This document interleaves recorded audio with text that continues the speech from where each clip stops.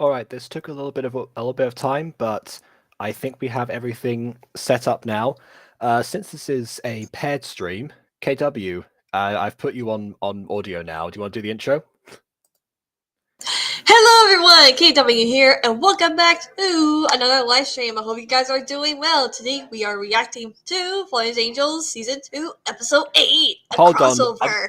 I don't mean the full intro. I meant the part where I say welcome back to another Oh. episode of.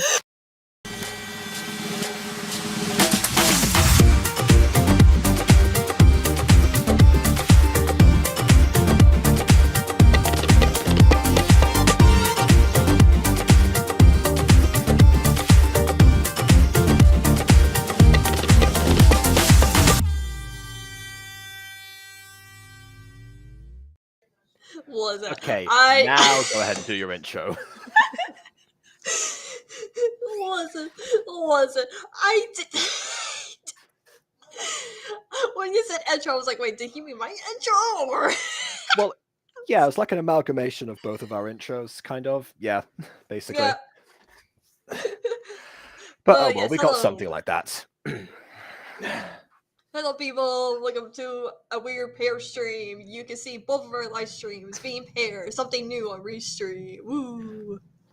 Exactly. I sort of realized halfway through, wait a minute, because what happens normally is that because KW caught up with the series eventually, and I always do a new stream nowadays with every Fallen Angels release, partly because of the hype that KW received from her reactions in the first place. She then was not able to do any blind reactions anymore on the channel, so we thought, okay, let's solve that issue, and we'll do a paired live stream so that both of us get the video and both of us get the blind reaction that both of us need. Yeah! So, fun times, let's go! Absolutely. First, we'll say hi to the chat, of course. Got Emily in here. Crossover. Woot woot. Says Bon. Hello to Josh. Hello to Fox. And I think that's everyone who's said something so far. Okay, there we go. All right. And as you said before, we are talking about another episode of Fallen Angels today, which is Meeting Her Again.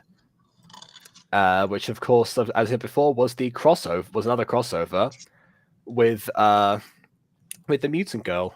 Because remember, like, oh, I see, I'll put you at the top there. Yeah, because remember, like, the whole reason that Fallen Angels was in the Bustverse in the first place was that Aiden would have an excuse to do his first crossover with the mutant girl. So now it's come full circle again, and also Meeting Her Again as a reference to the title Meeting Her, which is the name of the first episode of the Mutant Girl. So, you know, it all comes together. That being said, we wrote this episode a long time ago, and I don't remember that much about it. So, yeah, I'm going on about as blind as I possibly can at the moment. We'll see how quickly it all comes back to me. Yeah, it's been a while since I watched Fallen Angels. Yeah, well, I mean, of course, because it's not been that long since the last episode came out, but it's been a relative amount of time for you, especially because you just caught up fairly recently. So like the gap is going to be more pronounced for you. Yeah. But oh well, we're going to bridge that gap today. Crazy.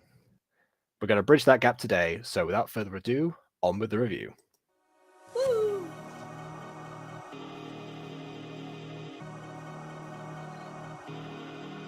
I guess it's KW stream 2. I'm not going to skip the intro.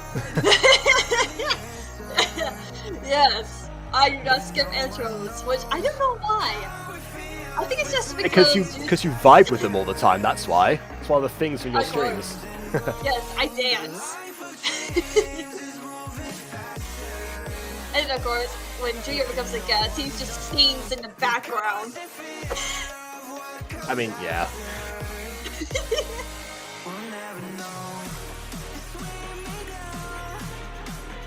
There's one other thing you tend to do on these streams. Yeah. Which is, of course, announcing the names of all the actors. So let's go ahead and... Aim the best! It's Johnny Chan! Me! Ace now 1, 2, 3. Dino, and it's still one. We keep stiff one of them. So stupid. Take the green and way back. Way back. Fucking Potato. Emily and Blackjack. I said 2 of them because there's 3 of them on Spirit now, and Pakasaur. Yeah, there we go. Alright. Ah, it's good.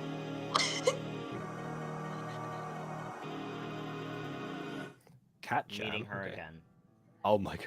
Okay, I think there's like a little bit of a fade in there. I think he started like he like overlapped the music a little bit there because I kept telling him that the title cards needed to be not silent. I think he said he fixed that, and I guess that was the fix to like slightly fade out the rest of the song from before with the title card as he's saying it. I think the issue now to solve is him sounding like he's just woken up when he recorded the lines. Meeting her again. I don't know. Meeting her Yeah, again. I have too. Yeah, something like that. Yeah, yeah. Just go back and rewatch Pokemon. That's the best example of that being done. Yeah. Also, yeah, Bon learned to breathe yesterday. Oh yeah, let's go. Wait. Yeah, I got your alive. Can you show me another one of those? What are they called? Movie? And speaking of people who decided they don't want to be here, Yes, those. I honestly think the spy ones are the best. Are they called spies? Yes, they are called spies. Great.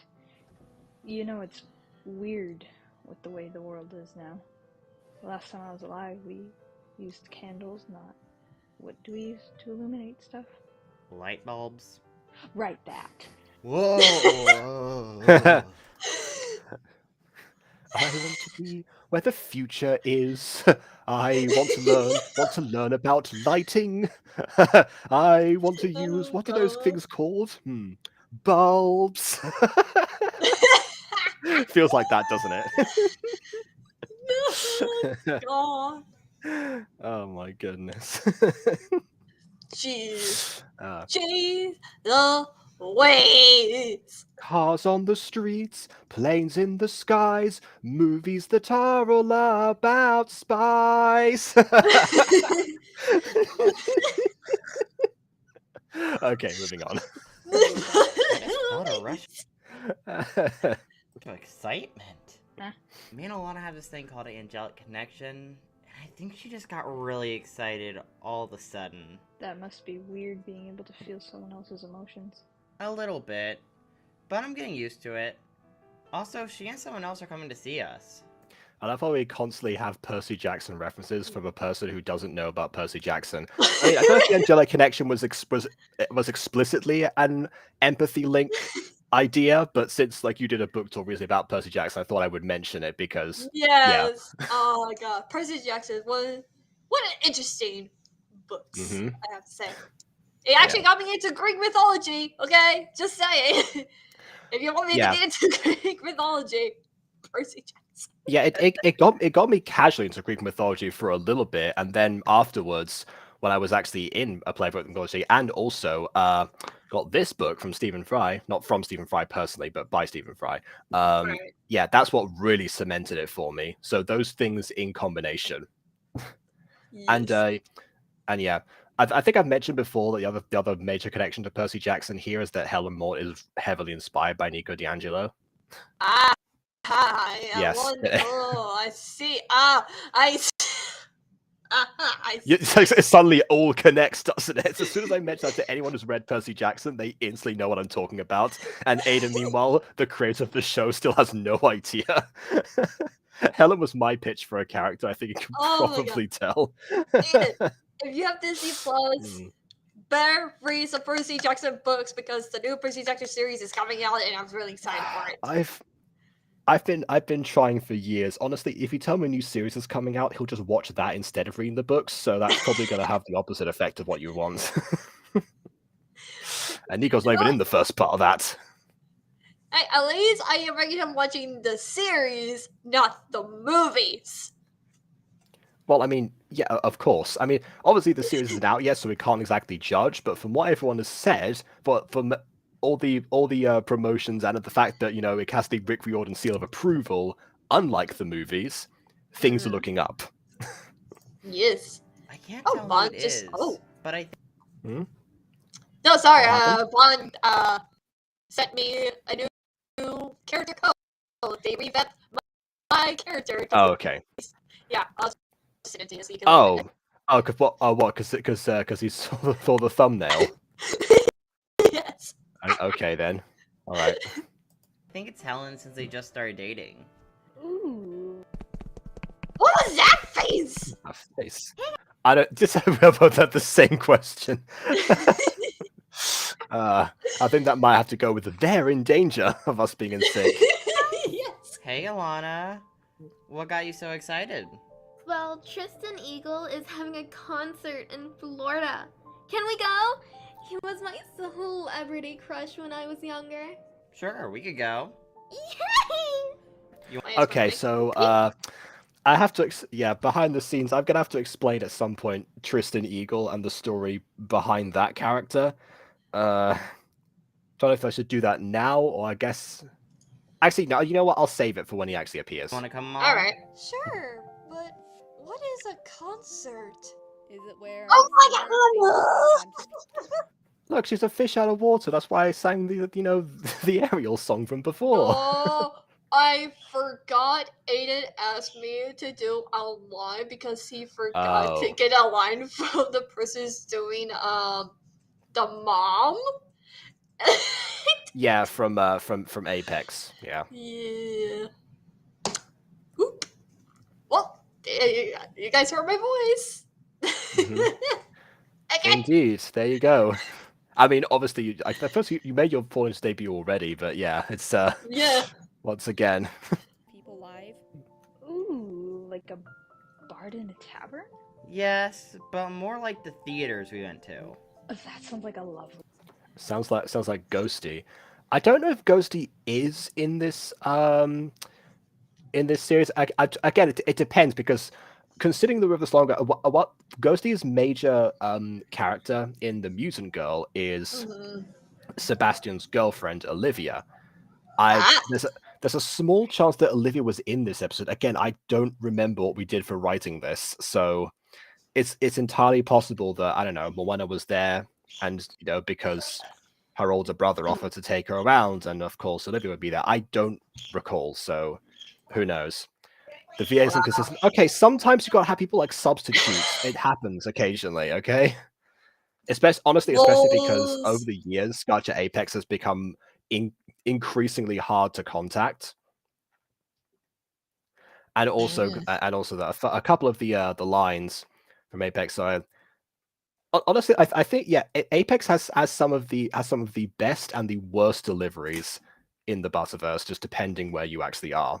That's the because like with Through Her Eyes, if anyone's seen that series, Through Her Eyes, Apex is the voice of Child Agatha in that one. That was actually their debut, and then after that, for some reason, when they're back in their normal voice, not doing a character impression, it's very hard for them to actually emote. Probably so. Teen Agatha was what that there was very lately dialed back, which sort of worked for the character because she was a little bit deadpan because of her defeatist attitude about life at that point.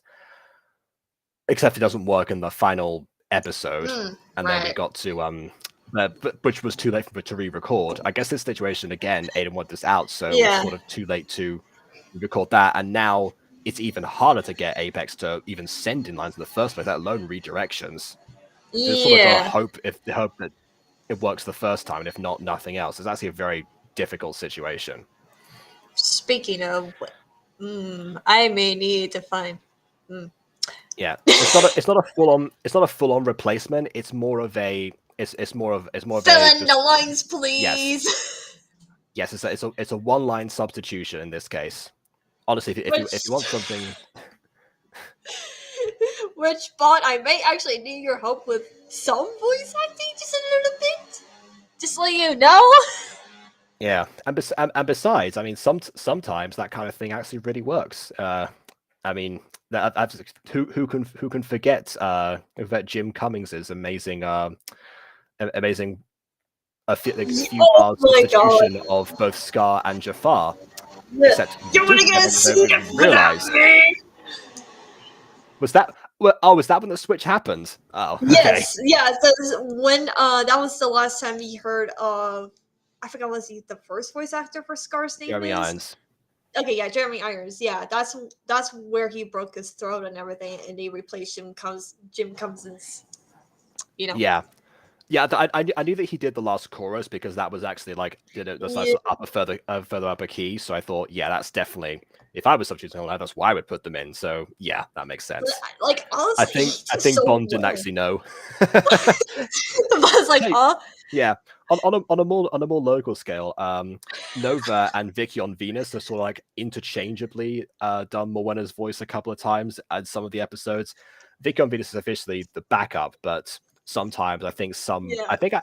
I imagine that a few Vicky on Venus lines slip through the cracks occasionally when I'm editing the episodes because Yeah. sometimes I have to do this out of order because I'll be waiting for one particular person about whom I can't advance the rest of the scene, so I have to move on to the next one. But I don't know. Yeah, I'm. That's what's happening with me with this other project right now. I keep fighting voice actors say they will do it, and then like a few days later, just Vicky, nothing. Vicky on Venus. Vicky on Venus is the Jim Cummings of the Butterverse. I was in the what? Yeah. But I may need you to be part of this other project again, but this time voice acting. So congratulations. Oh my! I need to get these lines done so I can continue the project. And you're my only hope. Yeah, know the feeling. Bun, you're our only hope. We need you. Sends message to R2D2. Yes, absolutely. Great. Helen, do you want to come? Remember, Honestly, if you asked Juna to do a different voice, he probably would say yes. aren't my thing. But it would be such a great date. It would be such a great day to see me fawn over my teen crush in front of my girlfriends now. What a romantic situation to be in. Sure, and this will be my first official date since. I know, you'll Yeah. love it.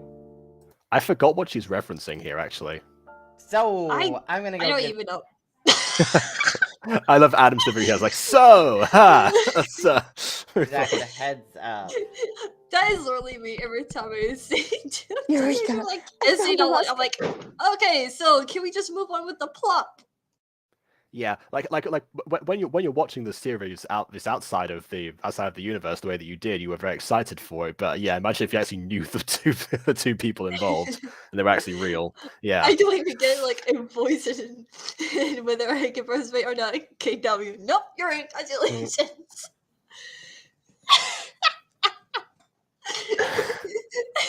But I Hey. am desperate. I need this Hey. other match to be done. Bon, that kind of sounds like someone where who's like, oh, I'm looking for an 80s gruff rock and roll voice. I just go like rock and roll randomly. Like, yeah, you're hired. It's like, oh, all right, fine. It So happens please, Bon, sometimes. please, just do the voice, and that's it. That's all you need to do. Yeah, honestly, I was more or less the same for the new show that I'm working on because I did closed casting for that, so I could then get it done faster. And I Yes. said, yeah. It turns out I just was like, hey, would you be interested in voicing this character? Oh, great, and also this one. We need some voice for this one. I just mentioned the same people, and you would have quick turnarounds. Yeah, Yes. pretty much.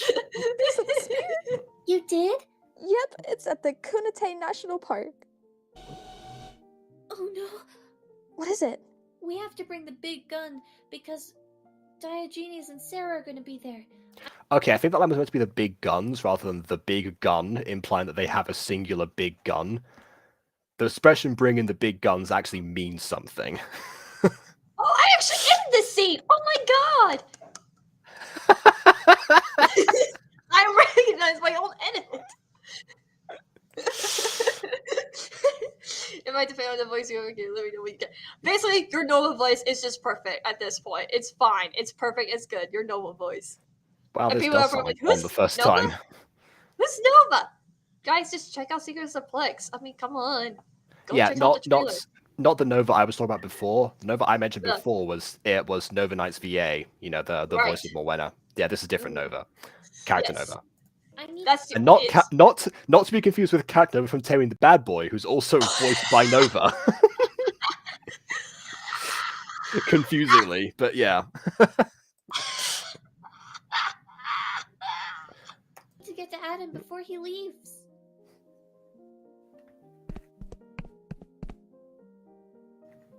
I've actually looked around like this, like trying to remember where the door was. Are you sure you don't want to come? Yeah, I think you guys need this more than I do. In that case, can you keep an eye on the team and track down the last piece? Sure. Julie and Kara's looking into it as we speak. Call me if you need us back here. I will. See you later, dude. Bye. Oh wait, Kenobi's cat's also named Nova? Oh, okay. No, okay, so I was cat sitting for someone and their cat name was also Nova. And I sent them like pictures and everything showing them Nova, and so Oh yeah, yeah, I can imagine. Okay, I love the lighting change here. I say the lighting change is more of like more of like a background tint that's making it look darker and then fading it out a bit, which is, Yeah. to show the actual passage of time. Very nice subtle thing you can do with Gacha Club. Oh no, I missed him. What's wrong? We found the last piece, but so has Abraxos. He sent the Diogenes and Zero there. We have to stop them. It's Hold the on, last he piece. sent the Diogenes. Yeah, something tells me that Apex was not the only person Aiden didn't ask for retakes. If they get it, Braxis will win. Adam needs to be happy, and I don't want to ruin it for him. that means I was half hoping Me you wanted my tripping son out. voice Kate. I like doing that voice, even though I'm really destroying my voice. Well, this character I need you to voice is very serious and wise. So if you get someone make sound very serious and wise, okay. Uh-oh. Did Jacob's mic broke? Oh no, wait, that's my mic. Okay. No, I turned it off by accident. Okay. Yeah. That wasn't even like out of charge like it normally is. Am I charming or is gray hair character Mr. Butter? Yes. Is Jacob. He is voicing that character. Yeah, that's Zach. He looks like a slightly different shade of grey than normal, but than the previous season, I think. Yes. I can't tell if you'll win or lose. Trust me, we'll win. If so, then I just came up with a plan. A plan? And here we go. Okay, already a way better introduction into the mutant girl aspect of things than before. Because there's a few things that we always do for mutant girl stuff. Well, actually, we'll get to the things that I insist upon with mutant girl crossovers, and this is the thing that Aiden does. He's a really huge fan of Peer Gynt's Morning Mood being being like the intro in every season. Yeah, or just or just in general.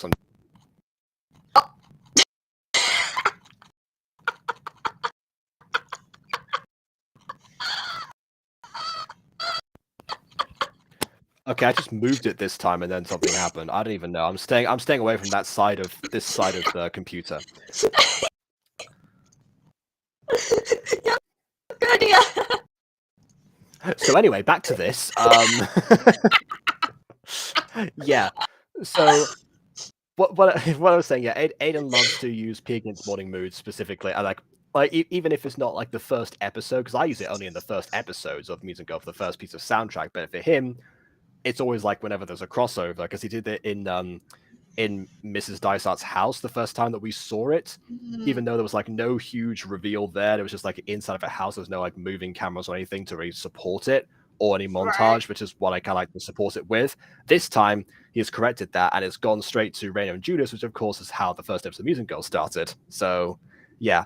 And he's even course corrected because, unlike in Running With You, which I still think you should react to, KW, at some point.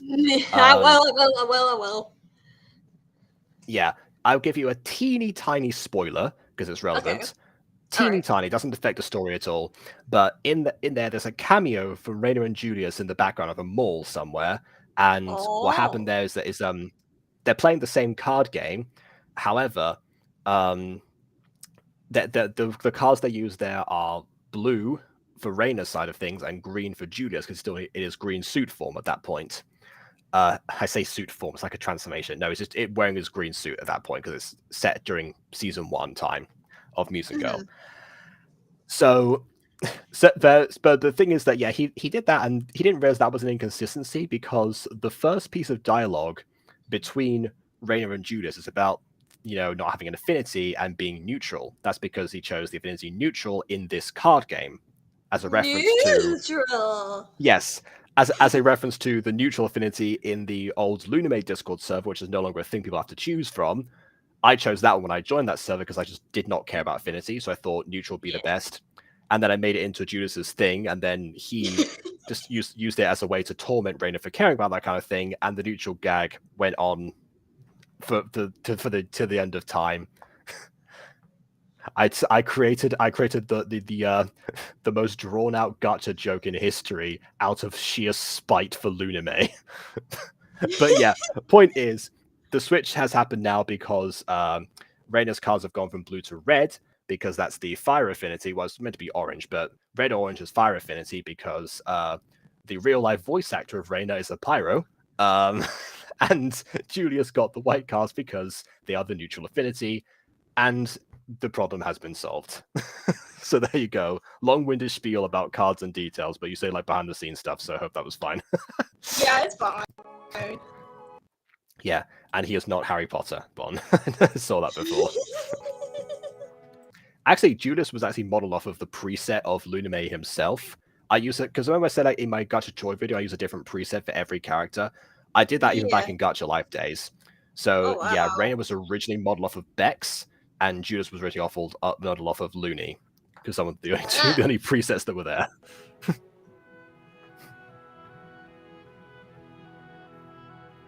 Oh, okay. Run with you references here as well. You don't know who these people are, but they'll all be very relevant to you once you get around to that series. So if you ever come back to this video, then you'll see. Yeah. And I think that was actually the same runner. I think it was Aiden recreating the runner girl from the first episode too. The one that just never has a name, just shows up as like the first extra. Wait, in a few hours I get to see Tristan Eagle! What kind of music does he make? Pop music. Okay, now I see. Now I think I was gonna say, now I think I'm starting to understand why this video originally was labeled as a GLMM, apart from marketing purposes. It's possible that he might have used Gacha to do that in Gacha Life 2, maybe using those cycles, or it could have just been. It could have just been someone that's like tweeting it from Gacha Club. I don't actually know. Clearly, it wasn't Bon, because Bon is less than impressed with the results of that. Guys, Bon is, I don't know, I don't want to say expert at tweeting, but well, the expert among the people present here currently. yes. So if everyone who thinks that tweeting was good, get ready, because I think Bon is about to bash it. I think I think the issue really was like the swagger, because they sort of came in like this almost. I don't know. Like their elbows don't go up and down or anything like that. Oh no, I don't think it like bobbed or anything. Let's repeat that. Let's see. Okay, yeah, their heads are bobbing a little bit too much potentially, but yeah. No, wait, what? How did they do that? Again, it might be Gacha Life 2, it might not be. I'm just speculating. Aiden didn't go through this process. We stopped doing it. Actually, we haven't done like an editing call in a while. I see sometimes we'll edit in front of each other on Discord calls, but not necessarily. Oh, hey, it's Dylan. Oh, hello. As in from this series, actually. Oh, hello. Another person who does animations, but by mostly 3D ones. And I just realized my profile picture is now facing Fallen Angels, so it looks like I'm facing backwards and only listening to the audio. Good job, AW. Yeah, unfortunately, I can't reconfigure that on Restream. It only shows on one side, so I'll just be like, yeah, this is amazing. Oh, well. Hey, it's you. What are you guys doing back in Florida? We're here to see the Tristan Eagle concert! Cool. Oh, you know these guys? Yeah, Alana is Miss Dysart's niece. I met her and Adam at her house when I went to babysit Sophia. I see. Guys, meet my boyfriend Marwick. Boyfriend A? Well, hello to you. Okay, subtle character growth there. In season 2, when they first started dating, she was hesitant to say the word boyfriend, so the same way that Afmal was in season 2 of My Street. And now she's just like, yeah, no, this is my boyfriend. There you go. By the way, guys, where's Harvey? He's back in Canada. He's been going through some stuff. Haven't we all? Helen, shh. So who are you with this time? This is my girlfriend, Helen. Hello. This is my mom. Hi there. What? I guess she doesn't get a name introduction. That's fine. She's so young. Sorry if that was rude. It's fine. I get that a lot. Well, Marwick and I are going on a date at the same concert later. Do you guys want to join us? Sure, we'll go. Yay. Great, you'll get to meet my mom too. Okay. We did it. But it's a shame that no one's around to kill. Why do you even wish to kill? Oh my goodness. Ever since the death of Lilith in season 1, we've just had not season 1. No, yeah, season 1. Yeah, just the death of Lilith in general. Emily has defaulted to this particular character, and it just seems like every single like this is like the amplified version of Lilith's worst traits, personified in a different character, voiced by the same person. It's like if Grey Delisle had gone from Azula straight to Minghua from Legend of Korra, but Minghua was just the crazy parts of Azula and nothing else. God. Okay, bonus speaking French. I'm translating it. There's the first bit. Oh, okay, yeah, sorry. So yeah, you need them to go up and down when they walk. They just look like they're sliding on the grass instead of giving the illusion of walking with them. Actually, that's exactly the same thing I said to Emily when she tried to do walking poses before I did, because I realized, yeah, that's like the up and down thing. It's something that I actually chastised William for at one point during season 2, because there's a certain scene that's done by William where you just hear the sound effects and the character's like slightly like gliding and not moving up and down at all. It's like you can obviously tell there's no leg movement, even if the legs aren't in frame. But yeah, that's the bit that people forget about with walking, and that's why the poses that I did looked more natural to people than some of the ones that Emily might have done. And also, okay, second bit. Additionally, I have no difficulty moving my head while with walking. Swagger will be swagger.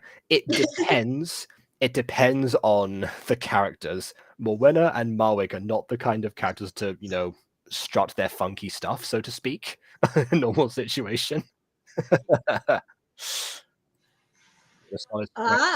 the character. Okay, that works too. What I did was I just memorized like where they were on the y-axis and just subtracted 2 in my head for every other pose. I say every other one. It's only 2 of them, but because I made 4. But basically that. I tend to for some reason do it by learning numbers rather than making it easier for myself, just having like a visual thing. Oh well. I gotta use that. I gotta use that A-star Mass GCSE somewhere. Truly matters that Abraxas is not satisfying your bloodlust. Honestly, I don't care if Abraxas succeeds or fails. I just want to kill. I guess that's chaotic neutral. Oh. Finally, some excitement. I love how quick that was for the most part, where Zach just swoops in without any sort of warning, teleports away. Yeah, we're gonna fight now. You get no time to prepare. Until, of course, he backs off.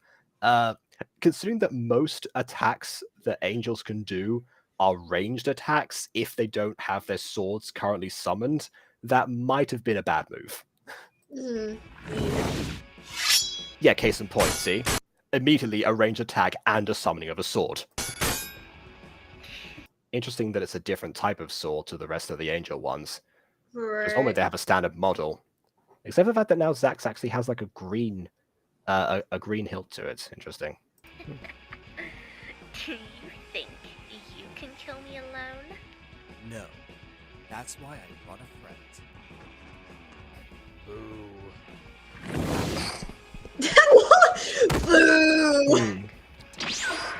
Okay, that was twice they had a chance to finish her off, and they just didn't. Like Zach could have just sliced with the sword there, but instead he threw her away.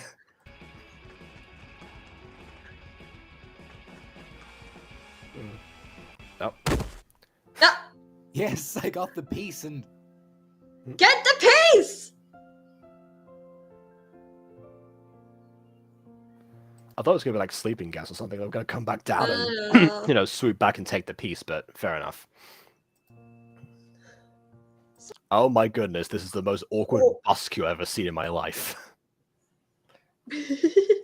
This is the kind of thing that in theatre class we're told not to do on stage, stand all in a line, because we just look like waiting for a bus. That's what it's called. We just say no bus queues, because that's boring to look at. Right. Yeah. I guess with Gacha, considering that everyone is going to speak, Aiden doesn't tend to do the same camera trickery that I do whenever I have characters that are in like rows with each other. I tend to remove the people in front and work in post-production to have like them in close-ups whenever they're speaking, so they're not going to be masked by anyone. Right. But yeah, in this, Aiden hasn't done it. It's not like I said, it's not a hard effect to do actually. Especially with the way that Aiden and I both edit videos, but I guess he just doesn't seem to like that one particularly. Doesn't like anyone being obscured for any length of time, really. Like if Adam had his wings deployed, Moen and Marek would have been shuffled across to almost block Geneva, but not quite. How strong is that angel knockout gas? Strong enough to take out creatures that don't have lungs. So this is Alana, Adam, you told me so much about. Oh no, my voice! Every time you hear yourself. I just listen. It's just so weird to hear it in other stuff besides in my channel. So it's just like, oh, wait, that's me in this show? What? The show that you once knew nothing about, suddenly you're in. Yeah, that's how it goes.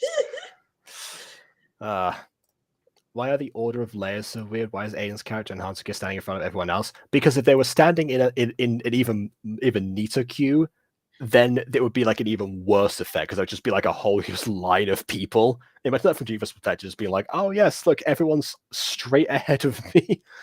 Gosh, as if they've just entered through the door. It's not Gussie, it's me! Okay. Well, it's nice to finally meet you two. This is Ava, Adam's mom, and Helen. Who is who? You're not pointing to anyone. You're just the air. The air is Ava and Helen. Imagination. Ava exists in our imagination. Yeah. It's nice to meet you. How about I give you guys a house tour? Imagine being in a series you know nothing about can relate. I can relate to being in adaptations of source materials I know virtually nothing about. That's the difference. Secrets of the Plex, I knew about that because I watched every episode up until that point. So I knew the story of Secrets of the Plex. What I don't know is the background information for Five Nights at Freddy's. That's the difference. Although I can say the exact same thing about the Zelda project. No drama episodes before that, but yeah, like I've never played a Zelda game in my life. I had to Google what Ganon sounded like.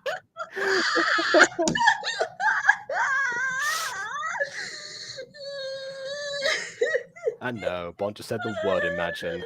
Haha.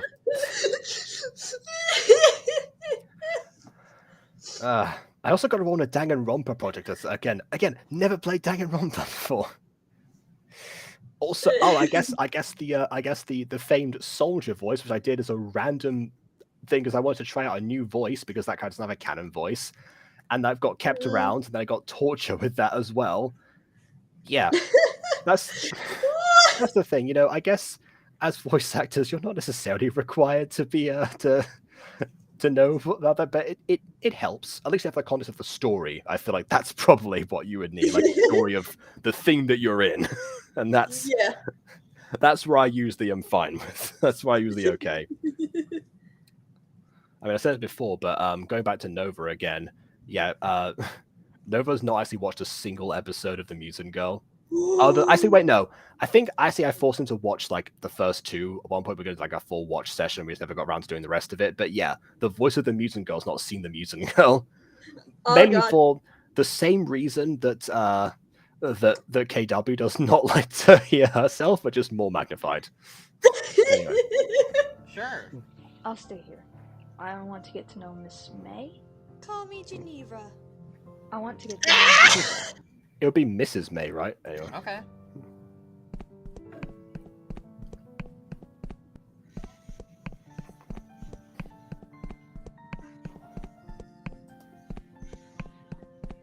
Ah. Oh, different Nova, but yeah. And finally, this is my bedroom. It looks nice. Thanks. So, Alana and Helen, how did you two meet? I first met her when I was shopping. Well, let me see. I was randomly shopping, and then she just showed up behind me and just went, "Hey, I'm Helen Morse," with no context, and then inserted herself into the group, and they went to the beach together. And, you know, here we are. We became friends, and though we had a rough patch, we got through it. We didn't see each other for a bit, but when we did, I asked her out after she confessed. It was a good confession, It was kind of cheesy. but it was cute. Comes a little Richard. What do you mean by that, actually? Not sure what you mean by rigid here. Explain yourself. How did you two meet? Oh, and here's Josh with the bride there. Yeah, absolutely. Well, I was part of my childhood friend Pop's gang. She was a huge jerk. I left the gang, and as time went by, I fell in love with Marina. And we kissed in the gym. Oh, and this is the actual clip from the episode. I didn't know who was going to take the actual clip from here, but okay. I asked Mara out after our school play. We've had our issues, but we got past them. And now, we are happier than ever. Adam, Oh, you're saying like the way that it jumps around. That's probably my fault because I set that precedent. But yeah, I do see what you mean to an extent. I think if those were like there with less frequency, maybe. But yeah, honestly, I've done way worse than this. when are you gonna get a boyfriend? I don't know. I've been kind of distracted lately. The one single person in a group, yeah, I always get that question. So, Ginevra, do you have any... Oh my goodness, yes. Yeah. So, Jennifer, yeah, Aiden showed me that clip. I immediately thought, because Aiden sometimes send me clips like, "Hey, what do you think of this?" Knowing full well that he probably won't change that much about them, even despite what I say, because it's already pre-rendered by the time that he's sent it to me. So whatever. but yeah, like he sends me this clip and is like, "Hey, what do you think?" So, Ginevra, I should be asking you that. Your son is older than mine. You have a son? Yeah, he's at uni. Oh.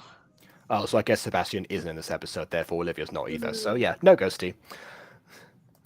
This figure would be better. It also looks better when you have the camera ever so slightly moving in one direction. Ah, the Afmal method. At some point during the Afmal roleplays, she eventually just stopped using static shots altogether, and then almost every single time the camera is moving in some way, shape, or form. So I guess that must be why. That's the likeness of the shots. Is there a reason you're asking me this? Well, it wasn't around that much for Adam's life.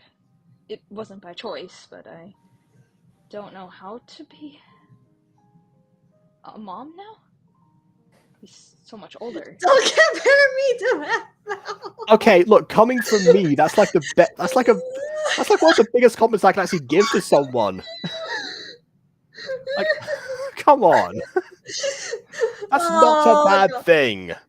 I think I should not have introduced Bond to Afmal during that homecoming event I did in my Discord server because we watched Mermaid Tales at least like half of an episode, and Bond was just like, "What is this? What is going on here?" You started Bond on with Mermaid Tales. Actually, to be fair, there's probably like no right answer to start like where to introduce someone to Afmal. There's wrong answers. Don't get wrong. Don't start watching Afmal with Realm Royals. Terrible decision. But yeah, I guess there's no real right answer because they're all all the shows are as crazy as each other in some way or another. You failed to see each other. What is the matter? I need to watch that stream now. What happened? And what happened to turn you away from Aphmel's golden era, for crying out loud? Okay, it's not her best. It's not her best show. I'm not saying that, but it was around the time that, you know. I probably should not introduce Mom to Emmo by showing Memory Tales. At least it's better than like My Hero Demons or. I mean, for a lot of people, My Demons is the better show, actually. I mean, Maybe, I know Aiden yeah. likes it more just because it has more maturity in it, and I'm just like, Yeah, and it can William be likes good it more because it has without more animation. maturity. Shorty likes it more because it has 5 hot demon boys.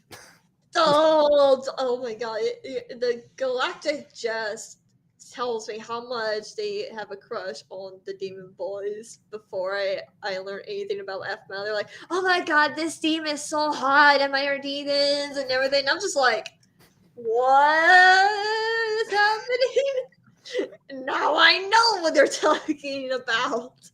Yeah. I'm sure that you probably understand it at least. I mean, again, obviously doesn't apply to me, but I do understand it. Like, to be honest, I actually thought F-Mail was a gacha YouTuber. Okay. I'm guessing if you only ever saw the gacha parodies that she did, I can understand why you would have that impression. Or I guess just hearing about Aphmau from me as a gacha tuber, but actually it was actually Aphmau's gacha videos that showed me that you could actually do voice acted gacha in the first place, and that animated mouths and poses, which is what directly led to me trying the musical out in the first place.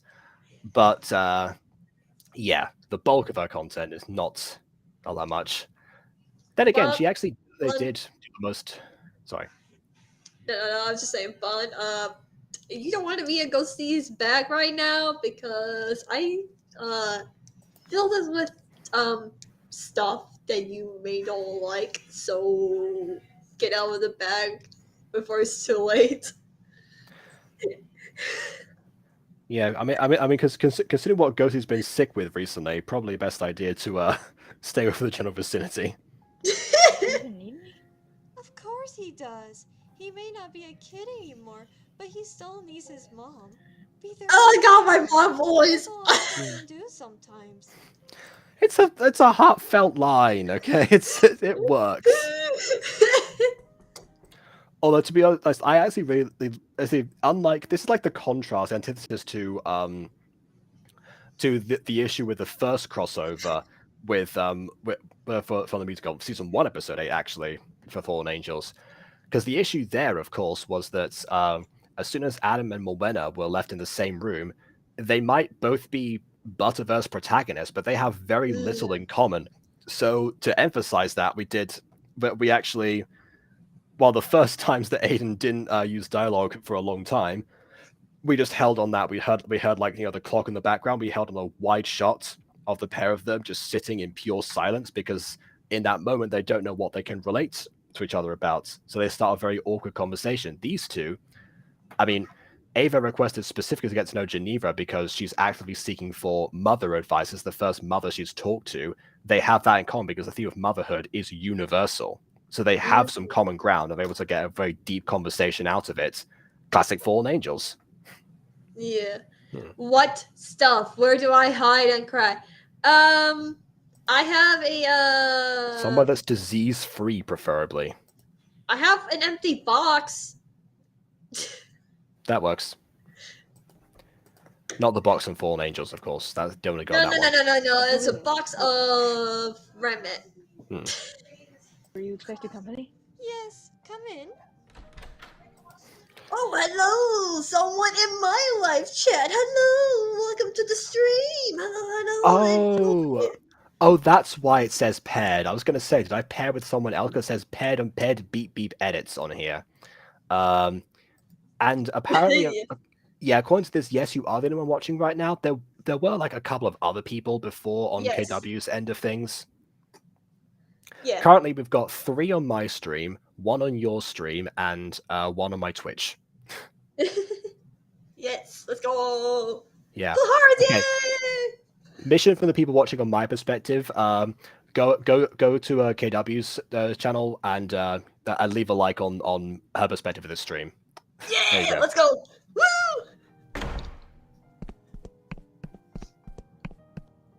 Ah. Hey, Genevra. Ava, meet Oh my goodness! Ah, it's me! It's fine. I'm numb to hearing myself. I cast myself with this character. I had it coming. Maddie Marwick. It's nice to meet you. Okay. Oh, I was gonna say it felt weird hearing Geneva say Matty's full name there as if to introduce him, but actually I think she was talking to Ava, saying this is my friend Matty Marwick rather than hey, it's you, Matty Marwick. Let me just check. I like, yeah, let's go, people, let's go. Thank you for the likes. Hey, Genevra. Ava, meet Maddie Marwick. It's nice. Okay, that's why it felt awkward, because he was pointing straight towards Matty, but talking to Ava. I mean, in Gacha Club, and also any Gacha version, it's very difficult to have sitting down conversations. Gacha Club improved that, but it still has as limited sitting poses. There's not really much you can actually do as far as emoting with your body the same way that you would normally, because I guess maybe it was the arms that was the issue. But anyway, point is, it's difficult, and so that's why Aiden opts to have the sit and point for a lot of these scenes. However, what I would have done there is actually rotated Genevra's head upwards and moved her eyes to focus on Ava when talking to Ava, possibly had her hands down, and then said, "This is my friend Matty Marwick," pointing to Matty at that point. To maybe I'd see that it would be fine. It was just one line, Ava, in that pose. Change, meet my friend. Subtle change, but I think it would work. And I assure you, yes, I have had more than my fair share of exposure to Gacha Life 2. I'm currently trying to work on a voice acted series in Gacha Life 2. So yes, custom poses is the only thing that is in there currently, and therefore the bane of my existence. I can see why people are excited about it. Don't get me wrong, but I'd prefer to have both of the options. To not have to constantly alter things from the homepage as well. The only thing I did made a few characters for a secret project I'm working on, and then like today I just made 5 different versions of the same character, but like there is a reason why for that.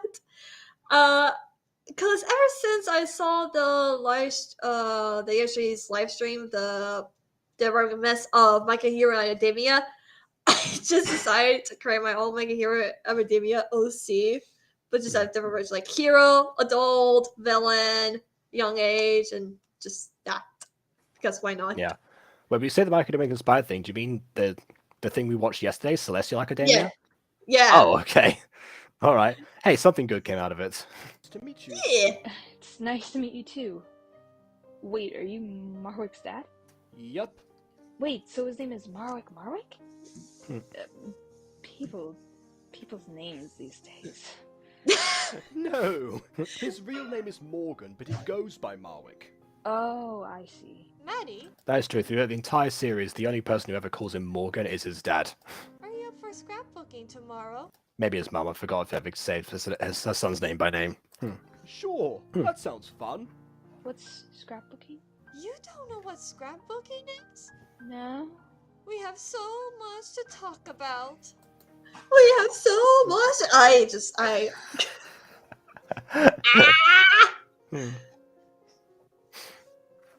Oh no! Don't bring us back to this.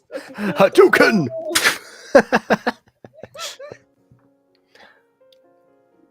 Why does whenever things get better for me, something bad happens? Why something get better, something bad happens? It's so cringe.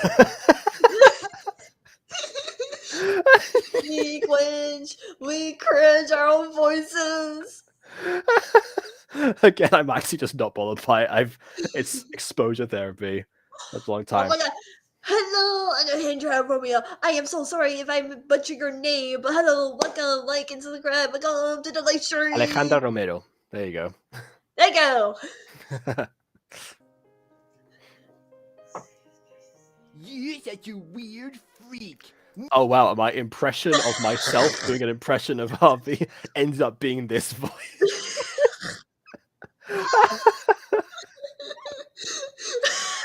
I kept on trying to debut this bully voice somewhere, other than the movie that hasn't come out yet that I've in, and I forgot that it was in here too. No wonder you have no friends. I have friends now, but now that Kempe's coming for me, I don't know what to do. It's cute that you think the number's Oh only no! 5. Oh no! Oh It's no! cute you think I only voiced 5 characters in Fallen Angels. Honestly, double that number, and I think you've got the rough estimates. This is another part that I edited. Oh god, here we go. Enjoy my edit, folks. I tried so hard. And got so far. You guys ready to go? Yep, all ready to go. What do you think you're up to now? Empress? You shouldn't go to a concert without me. I'm the queen of the party. Who is she? Not wrong. This is Empress. She's like a big sister to me. See, you made some more friends. You seem to be good at that. Another person who is not easy to get retakes for anymore. Well. Let's rave. Is she always like this? Yep. Tonight's going to be interesting. Okay. Is everyone ready? Oh, All right. God. It's finally time to talk about Oh, Tristan God. Eagle. Oh boy, here we go. Right, Tristan Eagle. Tristan Eagle's like a history as a concept actually dates back like 4 years, believe it or not. Oh. So yeah, he dates back to before I met Aiden. So like a while back, I think around the time that I did the review of Beauty is Pain, or as I first watched it, Pineapple Party Gacha was the name of the channel at the time. I think it rebranded later, but anyway, PPG basically. PPG did another video talking about like advice on how to grow a gacha channel, and the thing I mentioned was mini movies. That was the advice at the time. That was before the decline of mini movies, and now they're sort of like climbing back up again. But at that point, yeah, it seems like the mini movies were the ones that always got like the most traction as a concept. That's why with marketing, some of the other things I've done, like Average Academy, just branded those mini movies. I didn't do that with Mutant Girl because Jay told me that a mini movie was something that counted as 10 minutes, but actually the whole ton of it is arbitrary. And mini movie actually grew to just mean an episode of a series or just anything with a prolonged time with characters, as if they were part of a story rather than just like a meme or a music video or something. But point is, yeah, around this time I still thought, okay, to get a mini movie, I need to do something a little bit more. And because I was still in my major phase of subverting tropes, I thought of doing a Celebrity in Disguise mini movie. But obviously, like the motivation behind that is because the celebrities, like, neglected their own education. They're still school age, and therefore, you gotta go back. And it's actually joined the same school as their brother. There's supposed to be a whole other thing about discovering, recapturing the whole essence of like what music used to mean for them and stuff like that, so that the music they produced was like more corporate. It was like a whole thing, and it features a lot of like the OG cast from the Mutant Girl as closed casting options. The only time I ever did closed casting, and you still even on the scripts nowadays, I can see all the names in there. It was like, oh, I had this person for this character. Yeah, I haven't spoken to them in years or something like that. So yeah, and the main character of that was supposed to be Tristan Eagle. He was the first time we fabricated a celebrity archetype for the Butterverse, and then eventually he worked his way into Siren Story, because like by that point the mini movie didn't come out because Mutant Girl. That was the same time I was doing the Mutant Girl episodes like once a month. I just never had time to work on any other side project, so I just sort of shelved it. I eventually told Aiden about it around the time that we were like making the first Gacha draft of the Siren Story musical, and so he said, "Oh, hey, let's bring him in as a reference, as like a celebrity that gets referenced occasionally." And he has been referenced occasionally, I think, in both Mutant Girl and Fallen Angels. Could be wrong, maybe wrong. But just have a drop by name. And actually, we did actually show the appearance of him in the stage adaptation of Siren Story. but he was just behind a shadow because we didn't have a different actor to play Tristan. We didn't have time for a costume change. It was just a shadow, while an actual song by the original person who was supposed to be Tristan Eagle played. Because actually, the whole reason we cast that guy was because he was already making a shift from the music he was doing at that point into more pop styles in the first place. So we had that. So he sent me that as a demo from years ago, and it's like, okay, this is the song we wanted to use for this thing. Okay, then I will use it for this, and that's the only song that was not written by me that was in that musical.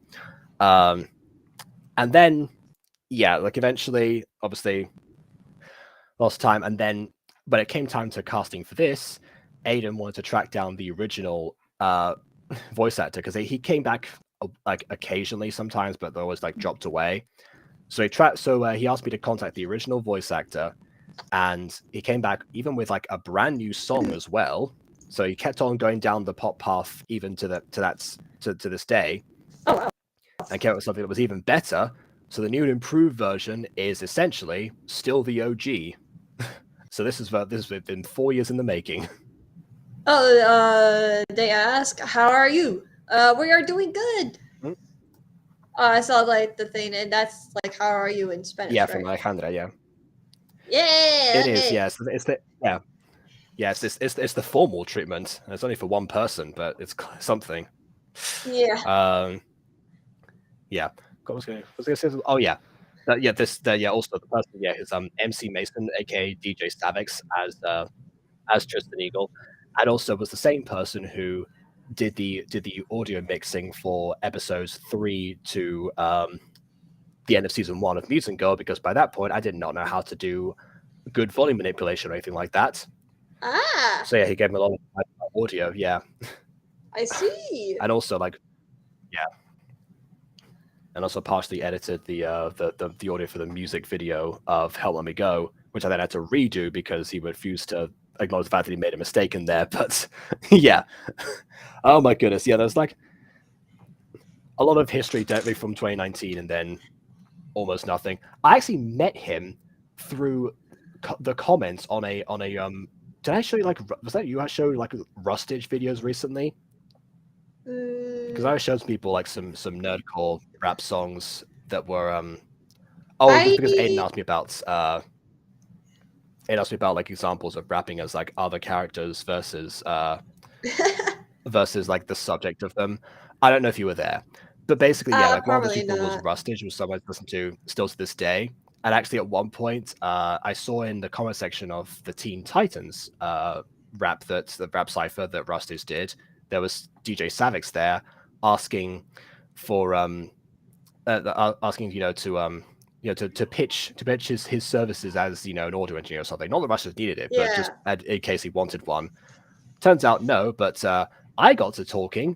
Well, a few times I actually like networked in the YouTube comments, and and it led to him joining the team. So yeah, I guess he was. I don't know if Aiden knows about that part of the story. I befriended him through a very Aiden method. My daughter's Skin of Thunder is currently reading again where and she's trembling while she's lying on my legs. She's sitting on the couch. Oh no! Oh, we better play some music for her. Let's go. Let's get this started.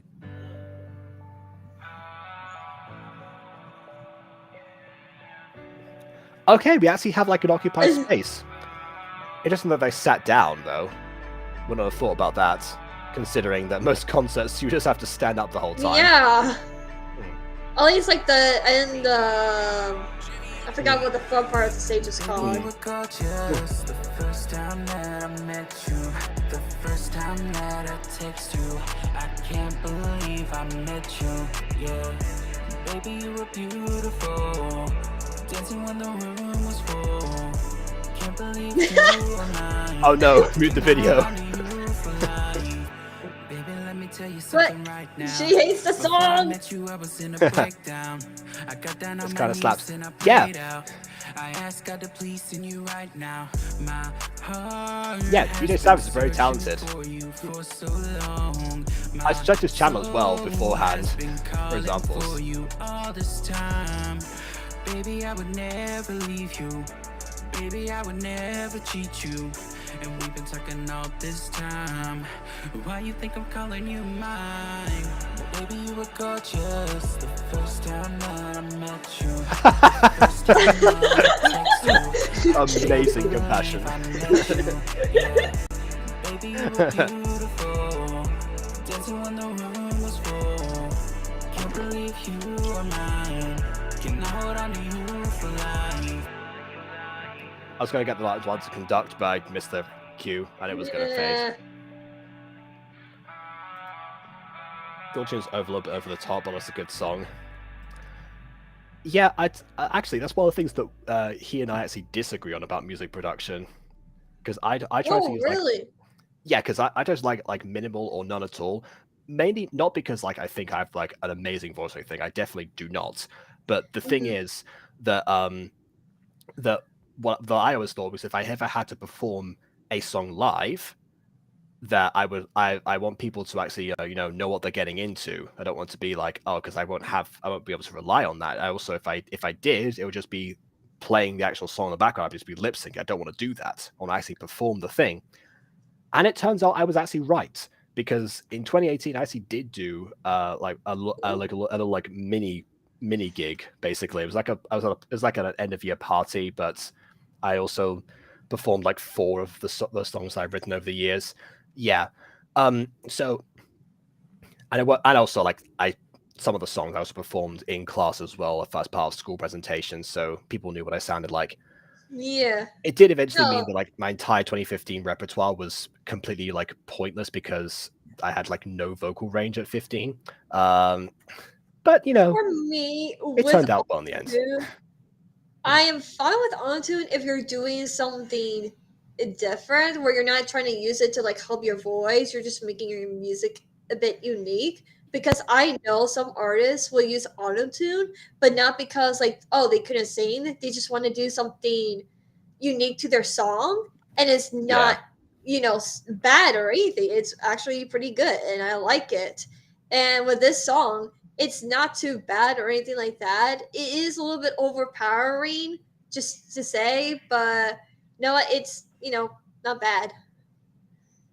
Yeah, in fact, that's actually whenever he's tuned my vocals for stuff, like you can hear it in the "Help Let Me Go" song, because I add like an additional rap verse in there, and ignoring the part that I actually had to like reposition in the tracks and do my best to isolate that audio because he refused to like sync it up again, because I realized that he actually entered a bit too late. And I was like, every time I was bugged, it's like, it doesn't bother me, it bothers me a lot. Yeah, so I fixed that part, but the chorus was fine. And the chorus, you can actually tell that he's like really tuned me up. Yeah, it's like, any 40 miles of hair in the best battle ever. It's like, it's a choice. Make the song unique. Well, I didn't mean per se unique. I just meant like make it a bit different from their other songs. I guess you could say. It honestly depends on the song, because I mean, I'm trying to remember what the song is actually called. The one where they think, what you say, like where that one comes from. Like I can't remember what it's called. Right. Yeah, no, but like I remember there was like one song where it has a bit of auto-tune. You could tell there's auto-tune, but it's not because she was a bad singer or anything. She was doing something different with her song, and I was like, oh, that's actually fine. It's good. It's not suck. It does not suck or anything. So it's just something different. And then of course, like they show her like singing live and everything. And of course, it doesn't have the auto tune or whatever, but she's still singing live and it's still good. So it's like people do have a bad preconception about autotune, where people just say, oh, singers nowadays, they just use that and then they're able to sound perfect. Like, when you don't have like a solid basis of singing before going into autotune, it comes out awful. Like, obviously, I've actually like, yeah, you can tell that DJ Savix is a great singer with or without autotune, just chooses to use it to enhance himself rather than try to salvage me. No, I think there was one time where people thought like this K-pop artist, BTS, as an example, they thought they were lip syncing or using autotune, and one of the rappers just stop rapping, and you cannot hear anything. There is no auto-tune, there is no lip syncing whatsoever. It is all him, baby. And he just stands there and let all like the audience just rap for him and everything, and just gets back into the chorus. And I was like, oh, he's showing all those haters. Yeah, see, there you go. Yeah, if I were in that situation, I would not want to have that, the auto like playing back at me, so therefore people would know about that. Yeah, exactly. But yeah, that's really a me thing. Obviously, no hate to people who actually do use that, including singing during animation. Barely don't know anything about music production. Also, voices for makes me think I'm not good enough for YouTube. No. I heard your voice. Your voice is amazing. All you do when you do the Q&A and join the live streams and everything. So you are good enough for YouTube to do your voice, especially Nova. it's also like it's also a very natural thing to think poorly of your own voice in general. I mean, just look up KW's reaction every single time she has herself speak in this video alone. Yep. And yeah, and quite honestly, I was the same. I've been obviously I've been doing YouTube for 10 years, so like by this point, I just don't care anymore. So that's why I eventually grew numb to it. But like around the time that I started, I was fine with it. But then like 2014 time, my voice started actually like breaking because of puberty. Then I was like, oh good grief, yeah, this is horrendous. This doesn't sound like me anymore, because I didn't sound like myself anymore. Right. Of course. So yeah, by that point then, but I still kept on going because I still wanted to actually, make things and whatever. And even though the only reason I didn't actually post a lot of stuff during that time was actually just because I didn't know how to manually upload videos, and it was a terrible process to upload them from the editing software itself, because it would fail most of the time. And then you can tell that as soon as 2015 came around, when everything new that I started producing came out pretty much instantly. It was until 2016 I started to edit my videos. I had a very slow process. That's why I'm here right now. But yeah, by that stage, I was like, this doesn't really matter to me anymore, because I can't exactly change the way that I sound, and the point is the things I'm doing here rather than what I am like here.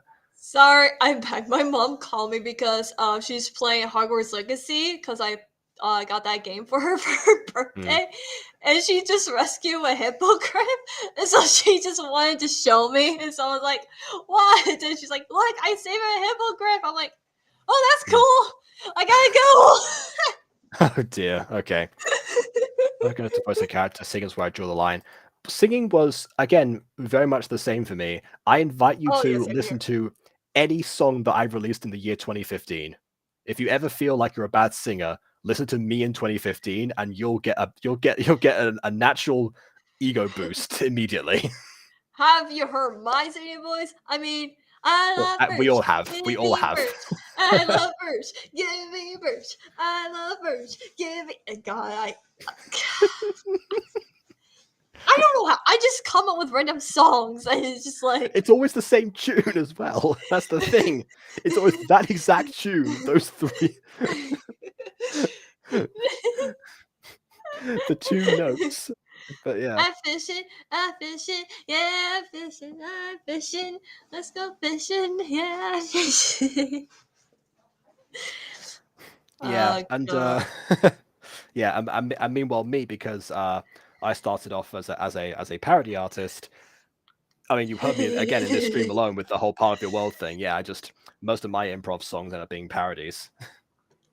Listen, I have like a music. A while, because I had to shift to making more original songs than I have before. I've made some, but I need to make more of them because I'm monetized now. If I'm going to make more songs, I want to make the monies as well. You know what I mean? Yeah, I would make my own songs and actual, have music production and everything. But like Bond says, I do not know how to do my own music. I can write lyrics. That's the process too. For me, it used to be I used to just look up the instrumental and just like play it while I sang over it. I then learned how to download videos and use Audacity, and that stepped things up immediately. And beyond that, I've basically just been I've just been tweaking that process over the years, like doing multiple takes as in like doing multiple takes of the song, but also stopping at certain points, so not doing like everything in one singular go. I have this really old song called Carbon Cycle that I've done several versions of, including the live version. That's one of the ones from the concert. That was requested because the thing with that one is that with that song it is so airtight that I can't breathe through a lot of it. Like it gets to a point where I have to take a breath in the middle of the song, and it doesn't work. So that was the first song that I did where I was like, okay, I'm gonna record every like odd stanza in one go, then every even stanza, and then work my way through those ones. Yes.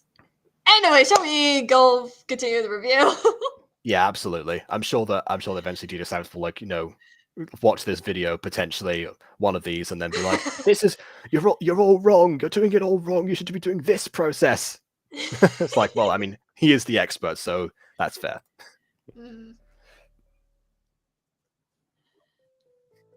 It was good seeing you guys again. It was good seeing you again, too.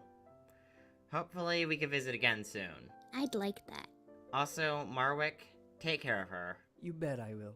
Geneva, if you want, you can use that card I gave Marina to call the store on the phone thing. That's all I missed. Oh, did he seriously use that card?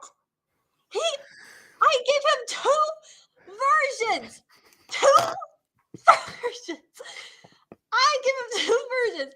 The first version was suckish. I said, here is the better version. I said...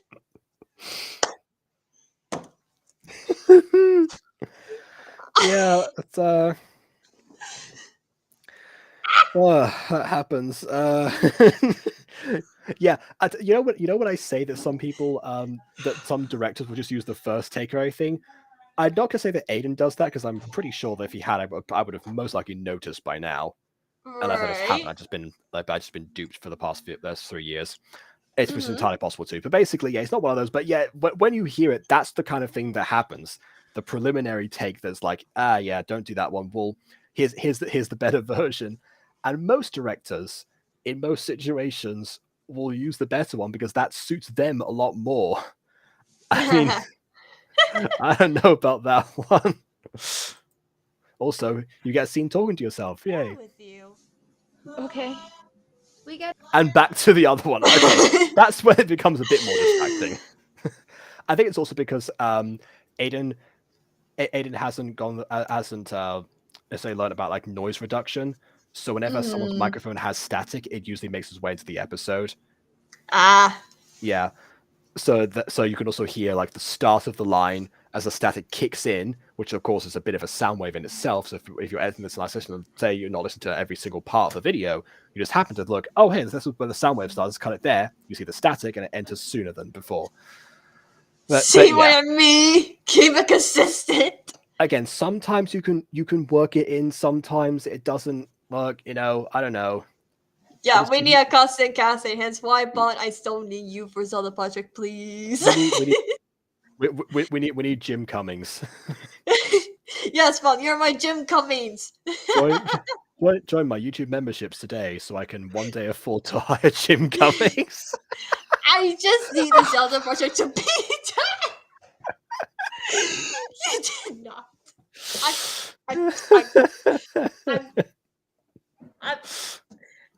I think you just I'm done with YouTube. I quit.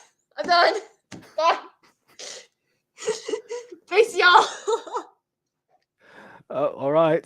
It's going on your channel too. I have a small thing that Skrill's mic is static, so I normally add a fade in and out effect so it sounds natural. I use the noise reduction feature in Audacity. There's like a threshold. You can remove like a sum of it, but then actually you can remove most of it and it still sounds fine. But it's when you like go into like the minute details suddenly. Sometimes if there's like a lot of static in something, the audio will sound compressed. But you can under normal circumstances just take like a portion from the static itself is like not so noticeable, and then noise reduce it 1 maybe 2 times if necessary, and then that's how I tend to do things now. That wasn't a CJ service. I learned that from CDog VA. Right. Come join me in Aphmau denial. No. Gotta go. Bye.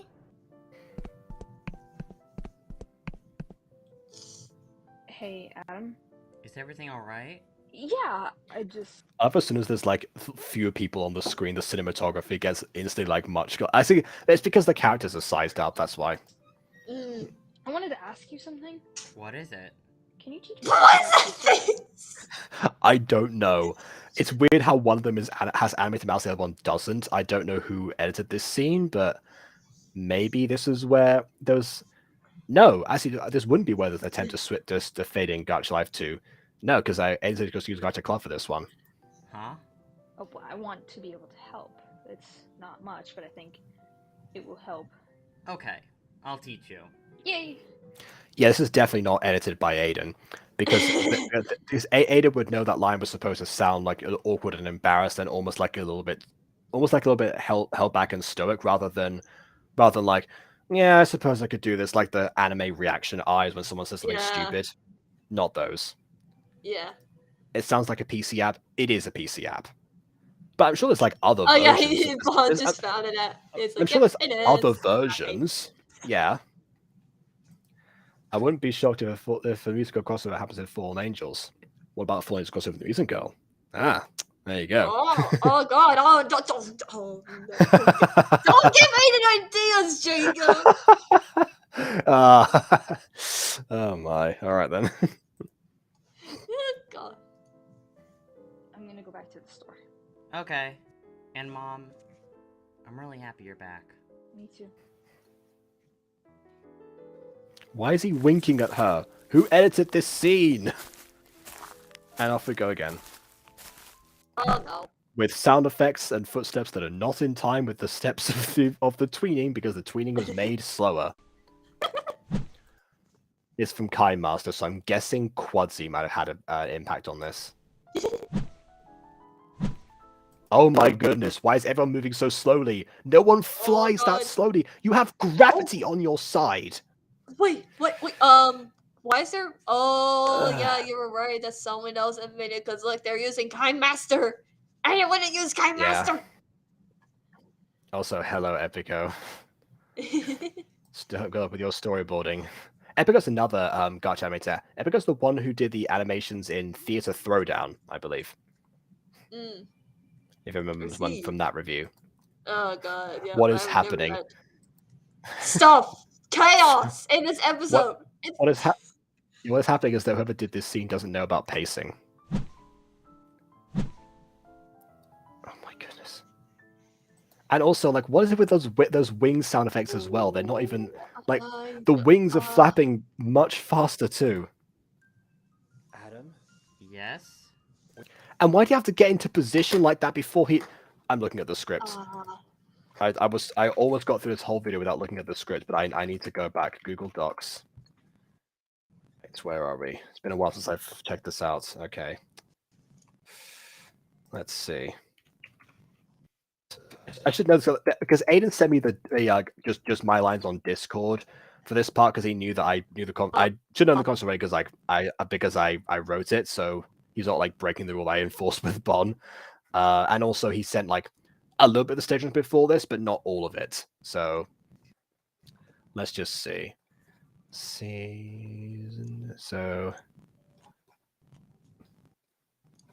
okay. Episode 8, meeting her again. It should be right at the end somewhere. Okay, here we go. Okay. It just says Zack flies down. Okay, it just says Zack flies down. I forgot. Yeah, I didn't edit the scenes in that one, so it's just Aiden's very bare bones stage directions.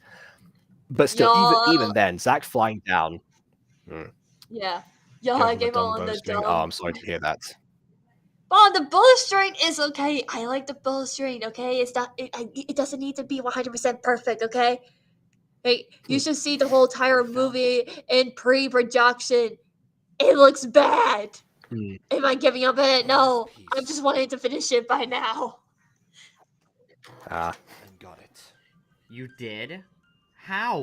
Well, I brought Trevor and Ralph. Thanks to some angel knockout gas we made Okay, earlier, what's going on we with his caught the hair? last piece, and we also caught... This is meant to be a serious reporting as well, like, because the fight didn't go too well. Why is Zach boasting about this? Also, hang on. I think a line was meant to be like an interruption later. Hold on, let me just go back again.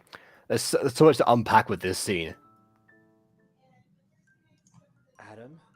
I forgot he stares at him for a little bit. Like, if anything, he could have said the line while he was flying down. That would have worked too. The first Adam. Yes? We found the last piece and got it. You did? How? Well, I brought Trevor and Ralph.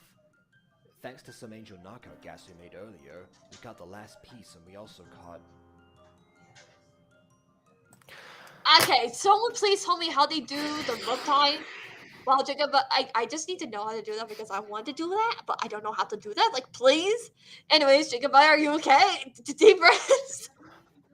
Yeah, my guess of the rope tie, by the way, is finding a rope that looks like that, going into Fire Alpaca, removing the backgrounds of it, resizing it in post production, or going in with the actual characters and doing it that way. But I think that's probably not how it's going to be done because the character's going to talk in a second. Okay, so back to this. Okay, so yeah, it is phrased really weirdly because the line we also caught Adam. Then the scene direction like afterwards is Adam looks shocked. It is an interruption there. I thought for a second it was going to be like he's talking about this, but then it fades away. But it's obvious that Zach said something and Adam was supposed to react to that rather than, and we're just not supposed to hear, even though here it is right here, I guess. I don't know. Right. It's like they're censoring something. It depends. I'm sure that Restream's quality doesn't show this because Restream downgrades like everything for streaming. But yeah, there's like a little bit of like rope detailing that isn't present. So check out the original version if you want to see that in its full glory.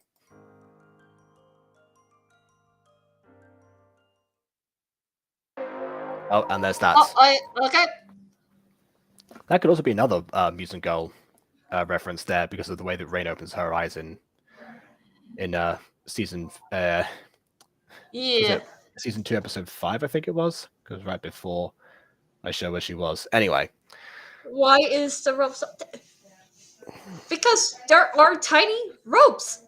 I can confirm this because I watched so many movies and shows where people get kidnapped or captured or thrown into a dungeon, and they use different kinds of ropes. They can be thin.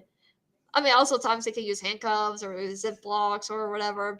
Yeah, that I too. wouldn't advise using thin ropes, but yeah, those were thick enough and they were tied tightly enough that he wasn't going to go anywhere despite that. I guess he could technically sit up, or I guess use his wings. Now I think about it, yeah, he could use his wings to get out there if they're really tight. But I guess, I don't know. And also, it kind of shrinks if you tighten the rope. That's what I kind of noticed. Oh, right, I see what you mean, yes. It took me a second to be like, what? God, can I please show this to Jacob? But why did you say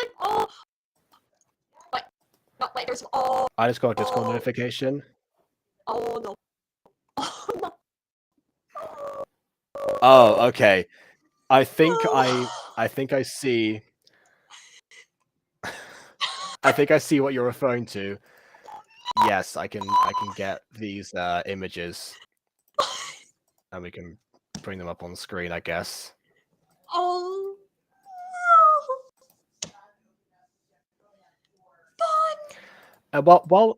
While that downloads, final thoughts on the episode. This episode is alright. It's not bad.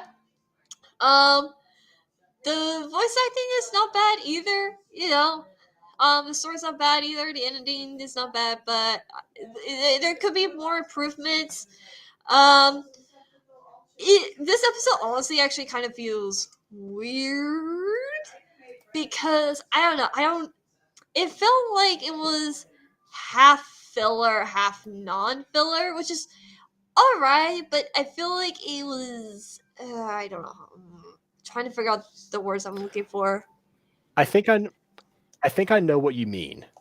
The reason it probably feels like half filler, half non-filler is because the main issue with this episode is to be addressed is Adam and Ava reconnecting after they've they found each other. Yeah. They've escaped back. The aftermath of the battle has been dealt with. The grief is still processing, but now they're dealing with the other side of that, which is the new people, the new dynamics, and I guess trying to rekindle the old stuff and Ava adapting to the modern world. So a lot of it comes from Ava's perspective. Yeah. The parts that will feel like filler probably are, unfortunately, the crossover elements with the mutant girl. It feels like the idea was, yes, let's do a crossover here, but why are we back here? Maybe just because, I mean, the excuse in universe is that Alana is a huge fan of Tristan Eagle, which, based on the demographic of him and what we actually decided for him, is that's very very much possible.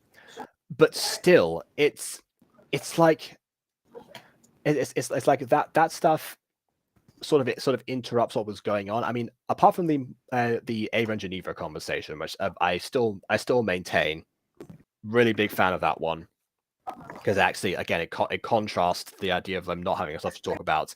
That's actually one element that connects the two series, even temporarily, because it is such a universal thing to the human existence in the first place. So those parts are the ones that I feel like will feel like the story elements, and everything else, I guess, kind of might have been the setting, but I guess because there's so many people, there's who feature in this, like so many, I guess, different cameos and stuff. When you get down to it, there's not that much that happens story wise in this episode that even without the mutant girl stuff, if you just took that out, it would be like a couple minutes long. That's probably why it feels a little bit too fillery, or at least more fillery than usual. Yeah. Yeah, it's like, it's not bad or anything. It's just like, need some improvements. Would I agree this is better than the Mutant Girl crossover in 400 Season 1? That's a good question. No. For me, it's a big no. Sorry, it's a big no for me. I think the Season 1 crossover, the first time it happened, was really good, spot on. Because, it was like some filler and everything, but also show like family connection and ties to one another. This one, it just feels off, honestly, for me. So that's my opinions, honestly. Yeah, I guess the other one has more of a reason to be because they were on the run, but they were also trying to but they're also trying to find different places where they can actually go that they might be safe for a bit, a little bit of levity from being fugitives. I think it's and just yeah, because... it happened that it was I think it was just Mrs. Dysart and Morwenna that were there too. Maybe there's like a few too many characters in this to really I feel like for an maybe that's episode of why. this length. For an episode of this length, if it was like a double feature, that's why a lot of crossovers are double features, so you have enough time to give everyone a little bit of emphasis. Because, like, here's, like, crossovers aren't bad or anything. There can be awesome and everything. There can be bad crossovers and everything, but there can be good crossovers. And so, this one is just okay crossover. The Season 1 crossover was awesome, good, 10 out of 10. This one, not so much. I'm sorry. But how's the photos downloaded, Jacob? Oh, the photos downloaded. Yes. Oh, I'll show those. This episode of oh, I see. Well, I'll show the photos first. all right. Here we go. Photo number 1. Mirror Mandy. Yep. Two MVPs of their respective universes. Absolutely. And then we have this. I hate Pawn so much for this. Are you kidding me?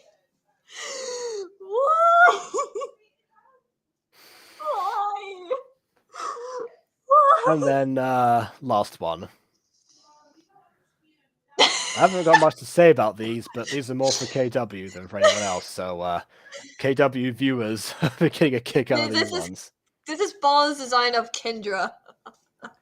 Oh, I see now. Yep. All right then. You're so short. Really? I actually gave a size to Mira. Actually, kind of. Not too much. Not too much. Yeah, Mandy's like 4. She's supposed to be 4'5", and Mira's The mirror is really short then. Mira's short than Mandy at 4'5". Good lord. Fun fact about Mandy, folks. I also get excited for Kawaii Season 2 is coming soon. Just I kind of want to wait till Gacha Life 2 is fully come out before doing anything. So there's that. That works, yeah. I can't seriously do anything. I can't kickstart, Kawaii Season 2 because Gacha... I'm too stubborn to give up because I'm still planning for that record. But yeah. I'm just stubborn to trying to finish this Zelda project. So Bon, you're doing lines for me, okay? No matter what. Of course, I feel like done. Of course, I feel like the one thing that we can all agree on, is that we're all very happy that this is, we now have the 3rd original song in Fallen Angels. Oh it yes, does count. It was performed by one of the characters because that is the same person singing. So, yeah, there you go. Oh, join the ranks of Adam and Harvey. It's now Adam, Harvey, and Tristan Eagle. Give it a shot. Okay, honestly, Give It a Shot is like probably the best Fallen Angel song so far. I'm sorry. Thanks. I'm glad it's one of the ones that I wrote. Oh well. Not saying.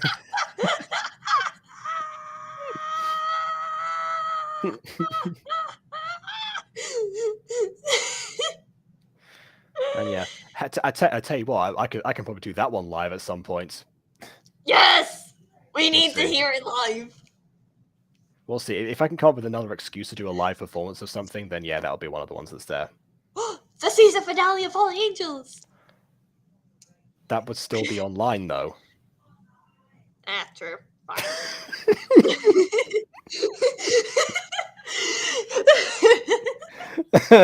Okay. How do I feel about Alana and Helen this episode?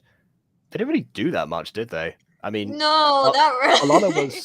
Alana was, the inciting incident almost. Her fandom of, Tristan was the one that prompted them to go back to Florida in the first place. I mean, they're cute with the relationship, but they didn't really do much. I'm sorry. Yeah, I don't know. Like, there's just so many characters in this episode. I'm sorry. Yeah, probably. Yeah, in hindsight, there should have been a double feature. It should have been like a part 1 and part 2 sort of ordeal. Yeah, that's what I mean by double feature, because that's what a lot of that's what like TV show crossovers will do. Like I can think of for some reason the only reason I can think of in my head was I guess the Jetsons and the Flintstones was a movie, so I guess that would sort of count. Simpsons and Family Guy, that was 2 episodes. Yeah. I'm blanking, but it's definitely a thing that helps. I can say that much. Yeah. Okay, I think that's everything. Yes. All right. Fair enough. In that case, we're still on your channel, so we can do your outro. All right. Thank you for watching, guys. Hope you guys enjoyed the live stream. Leave a like, subscribe, and the Zelda project is coming out really soon. Keep an eye out for it. And also, I just recently came out with a Halloween short, so check that out as well. And other than that, I'll see you guys next time. KW out. Bye bye.